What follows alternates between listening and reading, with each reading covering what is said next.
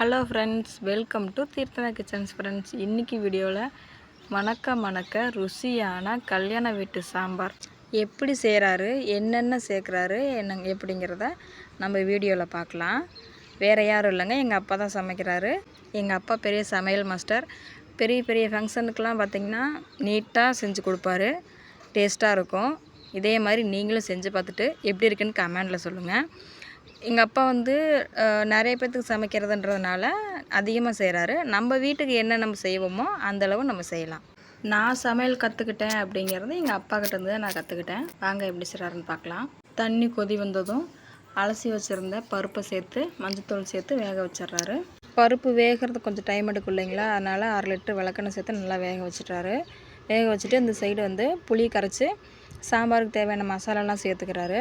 மஞ்சத்தூள், மல்லித்தூள், சாம்பார் தூள், காரத்துக்கு வரமிளகாய் தூள், பெருங்காயத்தூள், உப்பு சேர்த்து நல்லா கலந்துக்கிறாரு. பொடியாக கட் பண்ணி வச்சுருந்த தக்காளி சேர்த்து நல்லா கலந்து விட்டுக்கிறாரு. தேவையான அளவு தண்ணி ஊற்றிட்டு அது தனியாக வச்சுட்டு தாளிச்சுக்கிறாரு.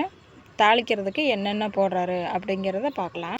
எங்கள் ஊரெலாம் பார்த்திங்கன்னா கோயில் கும்பாபிஷேகம் அந்த மாதிரி விசேஷம் இருந்துச்சு அப்படின்னா சப்ளையருக்கு ஆள் கேட்பாங்க. அப்போ எங்கள் அப்பா எங்களெல்லாம் கூப்பிட்டு போவார். நாங்கள் கூட போயிட்டு எப்படி செய்கிறாரு அப்படின்னு கூட நின்று நான் பார்ப்பேன். நான் பார்த்து பழகினதை இன்றைக்கி உங்கள் கூட நான் ஷேர் பண்ணிக்கிறேன். எனக்கு ரொம்ப சந்தோஷமாக இருக்குது.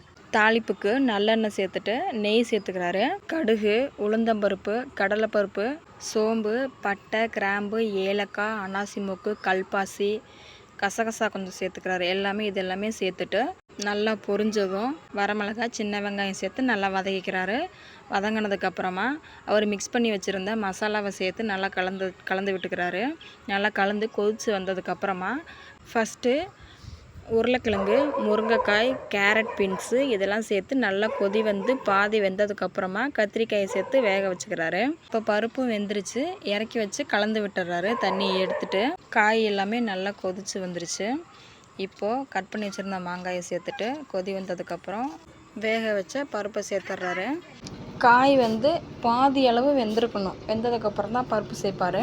பருப்பு தண்ணியை சேர்த்துட்டு ஒரு 5 நிமிஷம் கொதி வந்ததுக்கப்புறம் தேங்காய் துருவல், மல்லித்தலை சேர்த்துட்டு நல்லா கொதிக்க விட்டுருவார்.